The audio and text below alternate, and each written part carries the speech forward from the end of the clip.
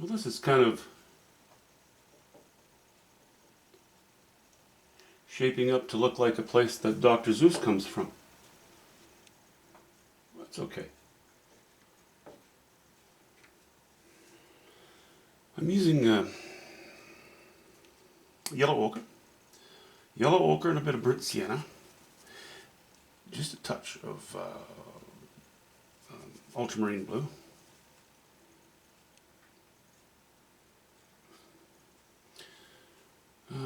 Let's see, I think, let's cut across here for sure.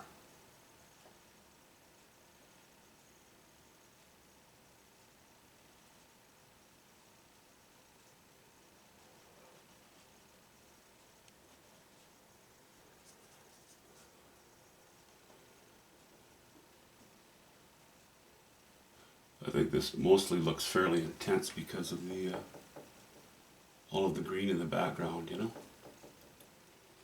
It's okay, that'll sort itself out.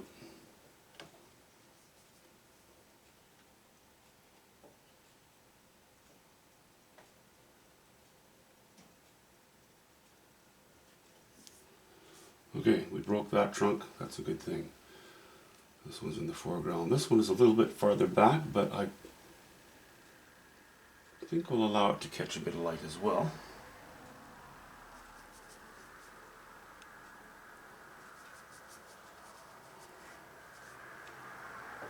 And I don't know that I want this, I want this to be this big. I kind of think that maybe we'll bring it down to something along the lines of this size-wise.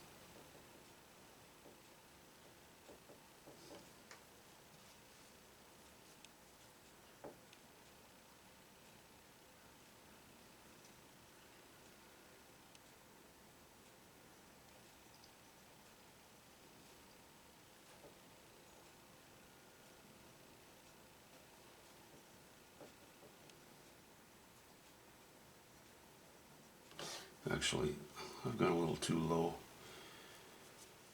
in value there.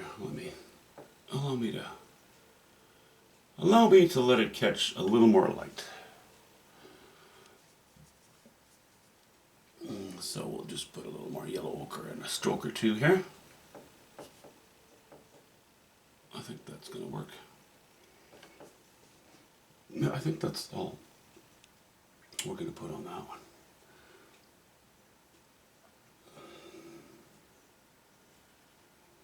Now, I wasn't afraid to go with these colors here, because I'm going to have to kick up the colors in the background here a notch.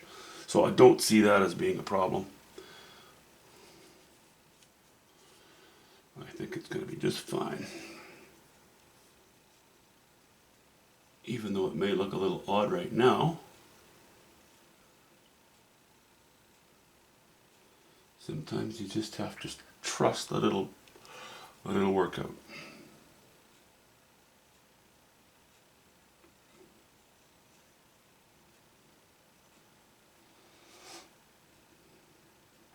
Okay, now I do want some stuff in the shade. Okay, this is...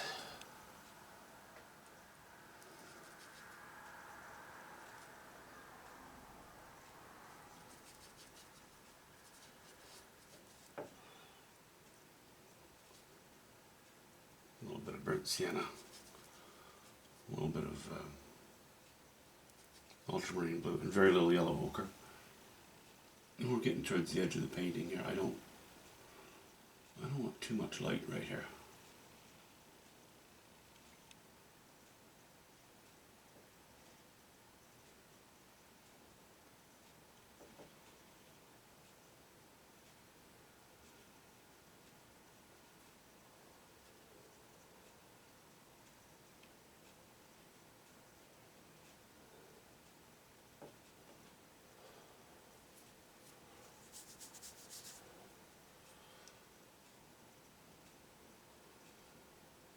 Break that a little bit. Okay. Let's have just a dab of it there as well.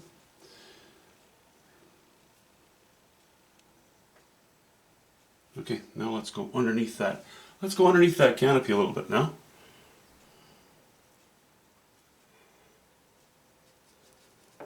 So we're going to go with more ultramarine blue. Still burnt sienna, very little yellow ochre because we want to stay kind of dark for the moment. All right.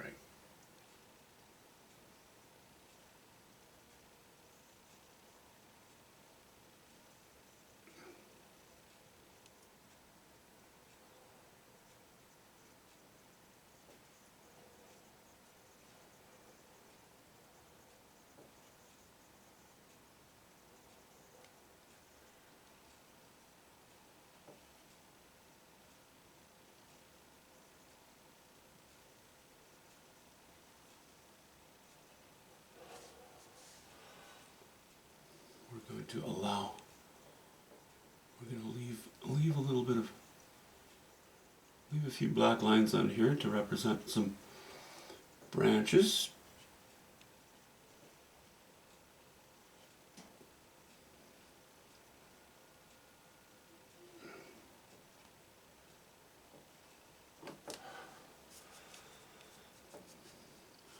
Might be going a little too dark here.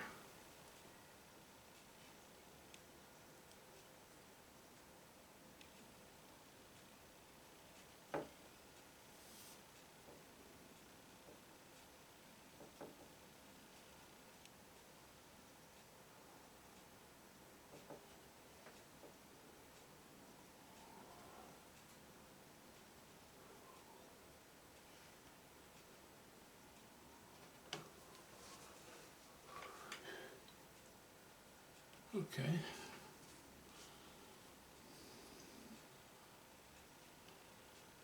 A little touch there.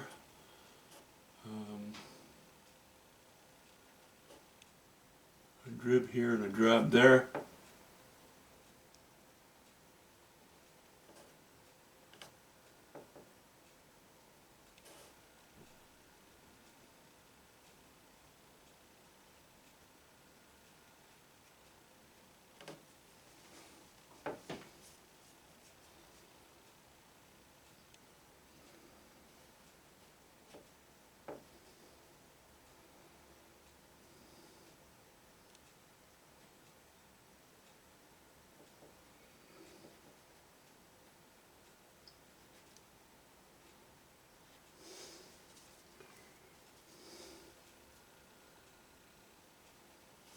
Yeah, filling in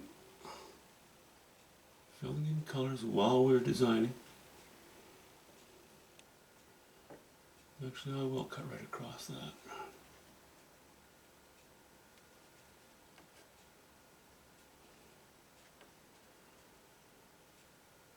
And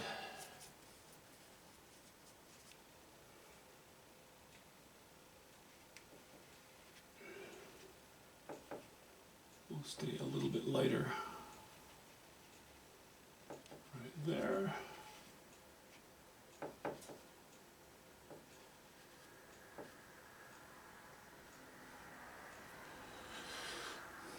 Okay. All right.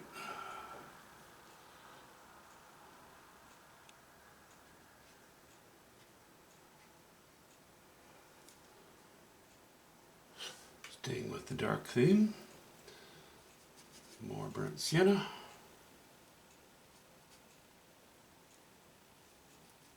little more ultramarine blue as we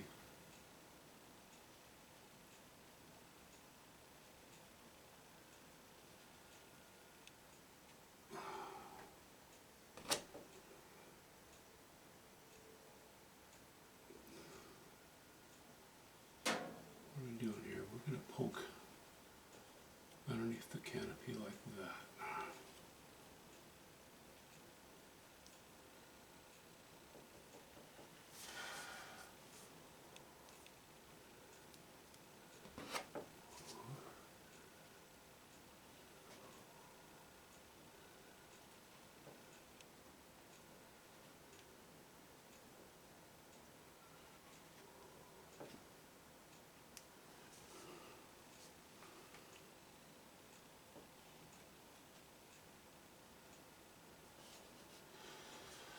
Okay.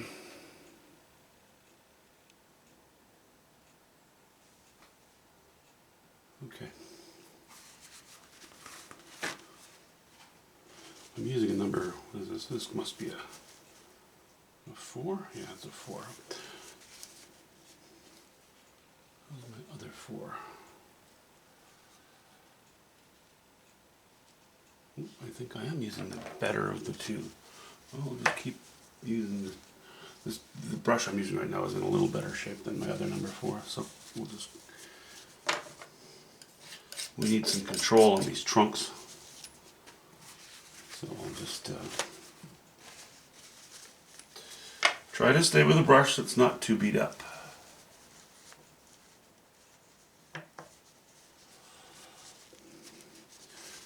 But we want to change our colors a little bit now. Let me stand back a moment here. Go to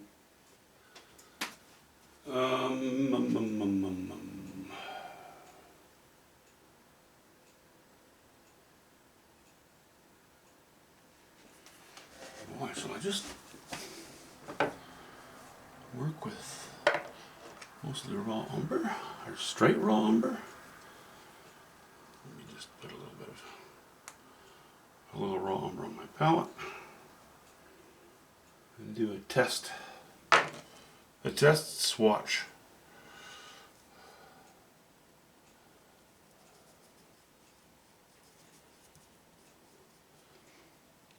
I suppose I'd use straight raw umber over here. There's no harm in going here. My brush strokes will have to be a little bolder, but I think that's going to work.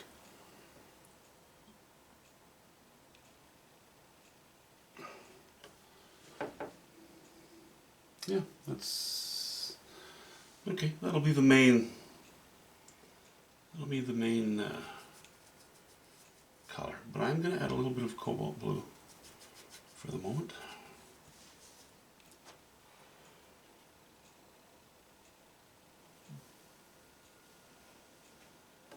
That's too much cobalt blue. I don't want it bluish. I want to keep it fairly warm.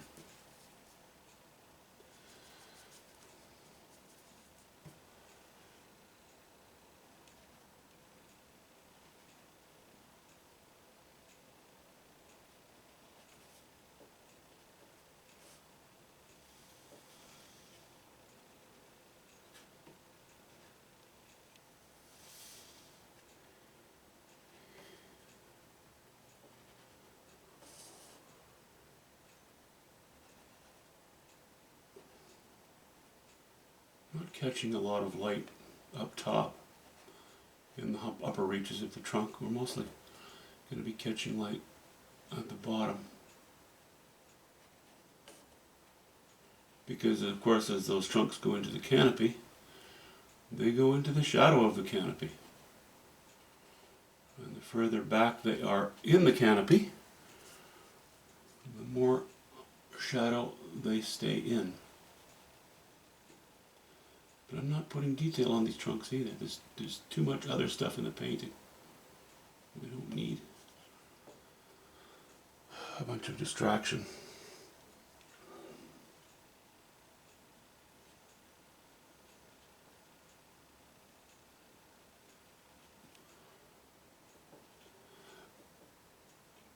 That bit is almost all going to be in the shadow.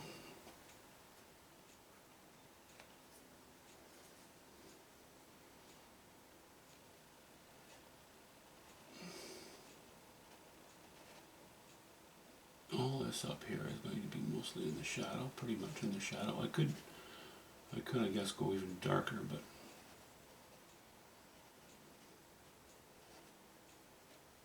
no, I think we'll just stick with what we're doing here.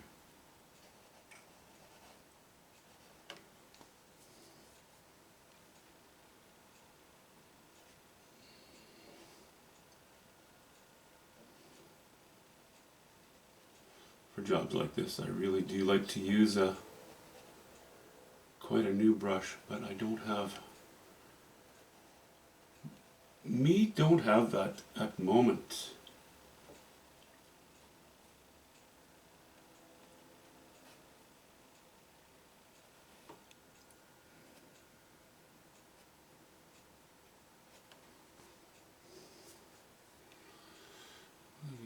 I'll put a little paint on here, but it's really not changing anything. Now this one.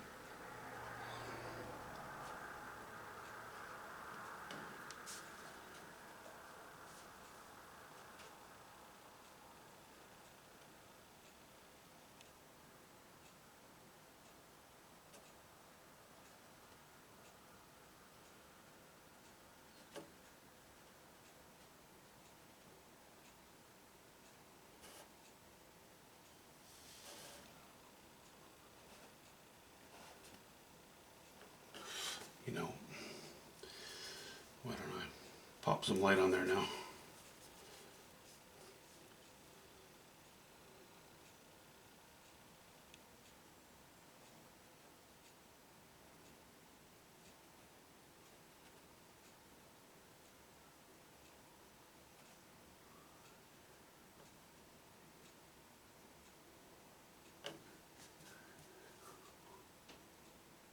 Sloppy, sloppy, sloppy.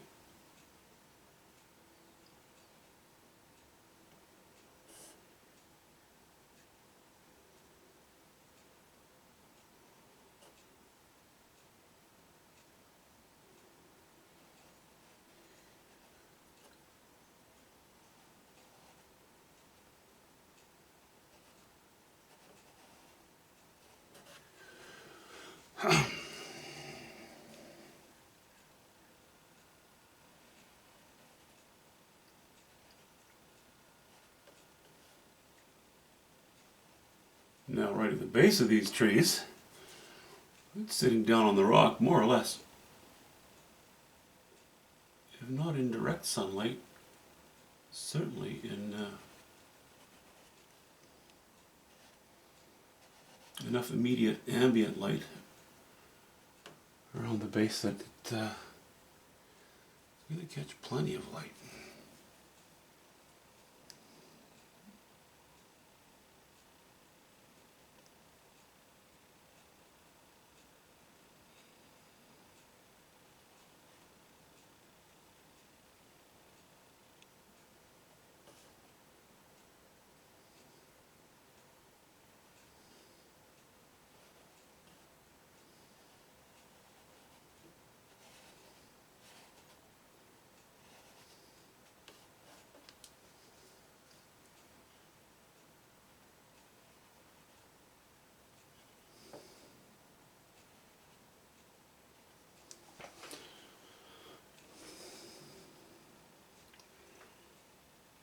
Okay, maybe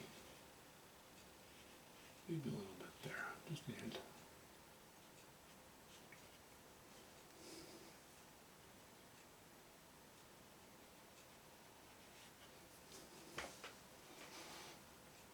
Okay, kind of. That transition's a bit harsh.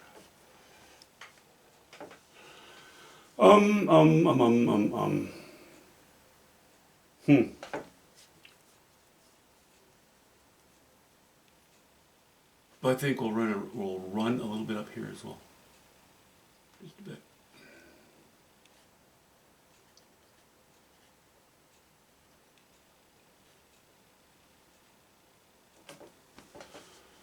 Help to bring this forward a little bit. Okay, I think, at least for now, those trunks are done. Now I'm going to take a much cleaner brush and small brush again and reintroduce a few of my dark lines where I've gotten a bit clumsy. I don't want to do too much of it because you end up with a painting that looks so tight. Yeah, it's not effective anymore. It doesn't look painterly enough anymore if I do that. So we're calling that good as far as those trees are for the moment. What we can say is that they are painted in, which is very different than to say that they are finished. But sometimes you get a pleasant surprise and you revisit the painting later and you say to yourself, well, sure, it's painted in, but it actually looks finished. Whoops, my edge of my branch and the edge of the foliage and the shadow all line up perfectly right there. You know, I'm going to worry about that later. You're bound to have a bit of that here and there. Okay, now this red bush here, fading off from red, as I mentioned. I don't want to say the word orange out loud. You know, this is a type of orange. It's not actually orange. It's burnt sienna and yellow ochre. So it leans in the direction of orange. It's that very particular kind of rusty, bright orange, I suppose. Bright for rust anyway. Certainly not bright for autumn foliage. But now, maybe let's have a look. Maybe let's have a look at some water.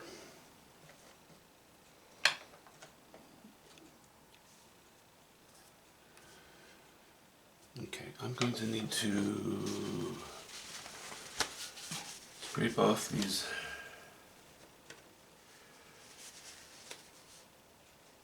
piles of blue. I've got some cobalt blue and ultramarine blue. That is, these two piles are at the end of their useful life. I'm just gonna, if I try to take paint off of those piles, I'll just end up with all little bits of debris. You know, bits of skin from that paint pile. And then it just becomes more frustrating than anything. You spend more time cleaning up your mess on the canvas as you do painting. And the fewer times you can touch that canvas, the better it is. Alright, a little more cobalt.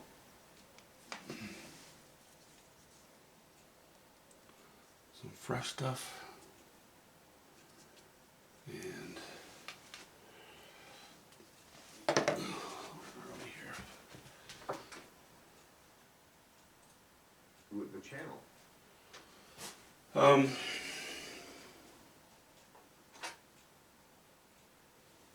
little more ultramarine.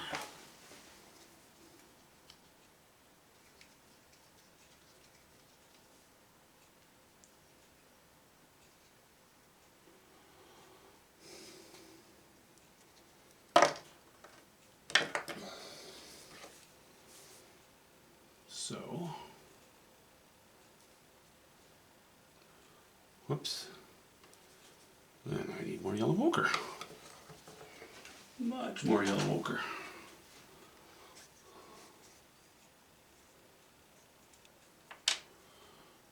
I think we're going to stick with the gray blues in the water.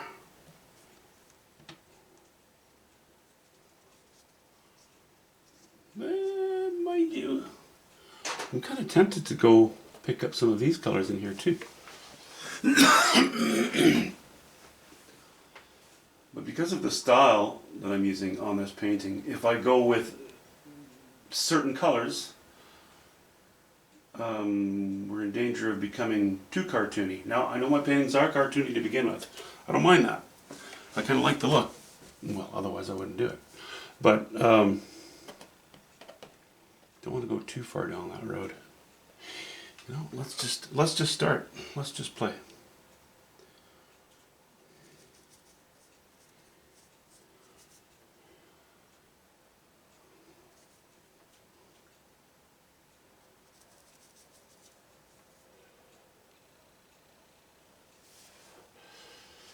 You know, I have enough green. I'm going to degreen this a little bit, I think, later. Or rather warm it up, so I don't want to go too green here. Let me just add a little cobalt blue to this. A cobalt blue, bit of white. Bring it more in the family of these rocks here.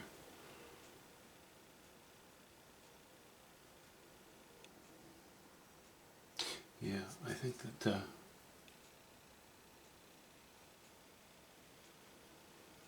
that might very well be what we're after.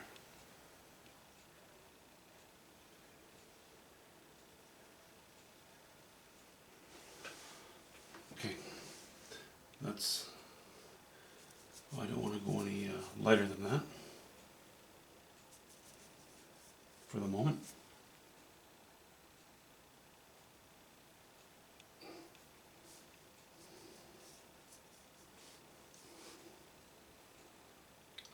I think I would like to have this. I've added a bunch of ultramarine blue, so we'll have a streak of ultramarine blue, a little bit darker as we get towards the rock there.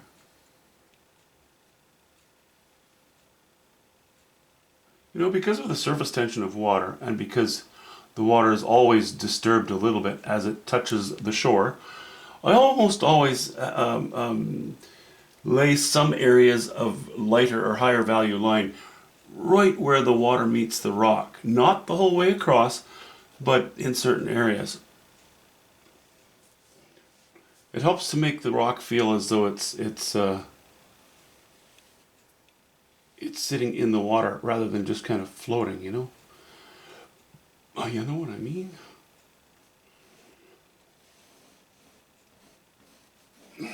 Okay, I think we're doing the right thing more or less here.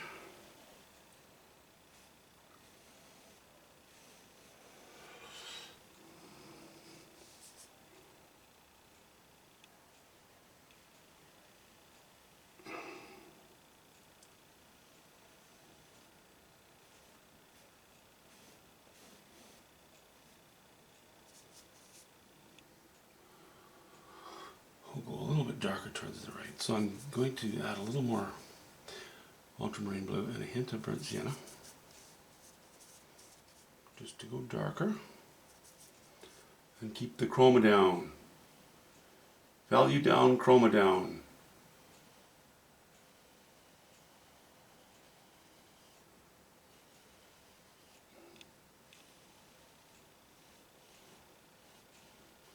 Because this does not have direct sunlight catching the water, nor does it reflect much light from here, because most of our light is going to be here. Don't forget, these rocks are painted, but they're not finished. I'm still going to be laying some sparkle on there, because I want it to look as though there is indeed some direct sunlight showing in places.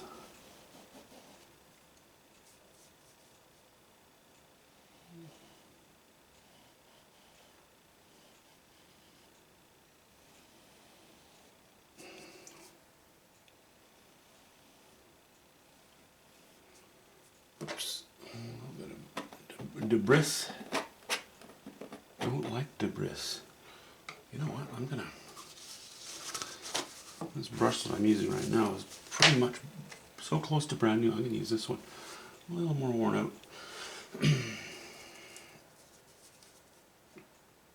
And a little burnt sienna again, and a little bit of white.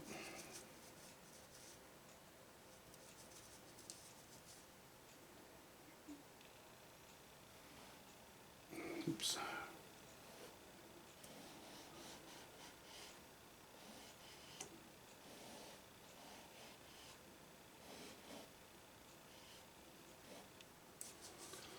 I'm going to try to keep these strokes fairly straight, not to the point that it looks where a T-square was used or anything, but reasonably straight at least. Oops, not like that.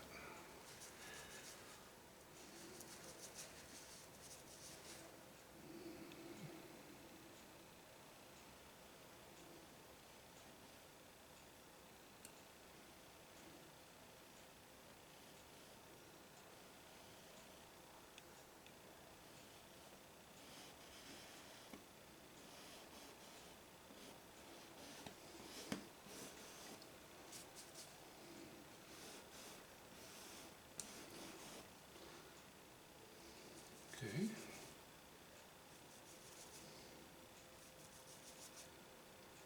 Let's throw a hint of alizarin crimson in with my watercolor here, because a little bit of purple gives some nice variety to the water. And we have red here, so a bit of purple in the water below it I think suits just fine. Okay, getting a little darker towards this edge. Leaving a little bit of that wash in showing through.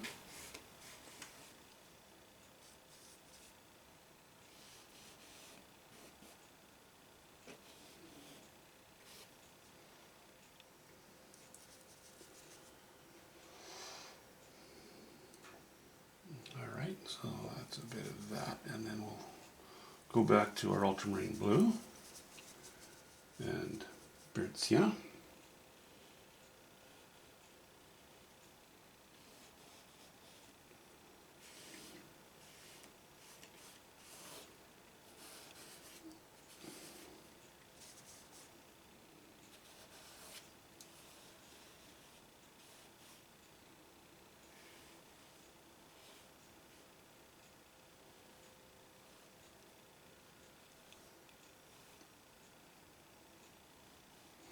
You know, we're running down on the left a little bit.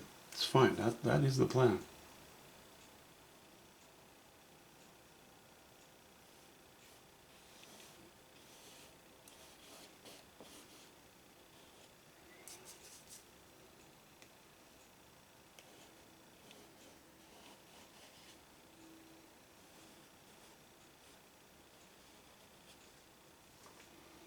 Okay. We're getting towards the right. We'll go a little darker again. And a little greener. So this is going to be a mix of ultramarine blue and cobalt blue. And a bit of burnt sienna. And a hint of white. We'll reserve that for the very bottom. We'll make that more or less our darkest stroke there. That's not too bad.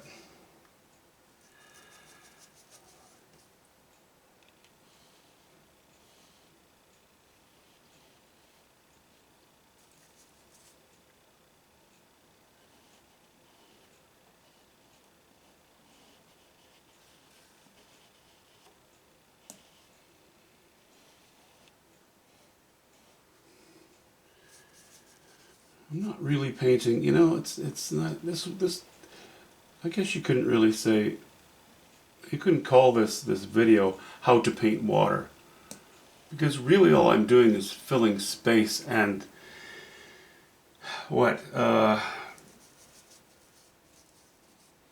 giving that space some of the qualities of water's surface. It's probably more accurate, probably a more accurate description of what's going on here. Again, well, hey, that's Impressionism, right? That's what Impressionism is. As long as the viewer knows what it is, can understand what it is, you know. I don't want to get too extreme, otherwise we're into abstraction.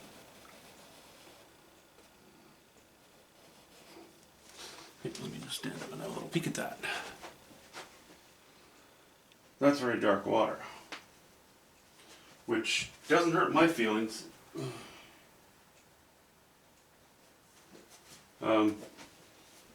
Because there will be some highlights here and there. But minutes, eh? Like, that's it, the water's painted in. So I think next time we'll have a few highlights in here. Have this bush sorted out. Probably put highlights on the rock, and then up in here. I know Rick, you'd mentioned some sky holes in the bush. Well, I do have a few, and I don't want to litter the bush with sky holes. What would happen is it ends up becoming very busy up here. What I am planning on doing, though, is taking these values right to the top, so that the difference in value between the sky and the bush is not as great as it is now. It'll be as it is. Look at this. I'm talking away, and I'm not even aiming the camera at what I'm saying.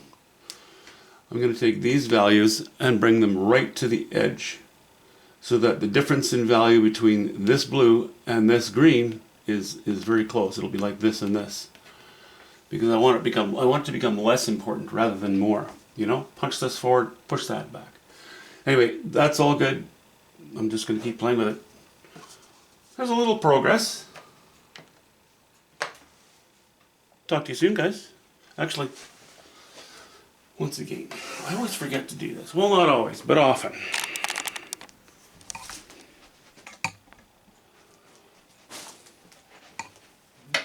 Drop this. You gotta less glary view of the thing.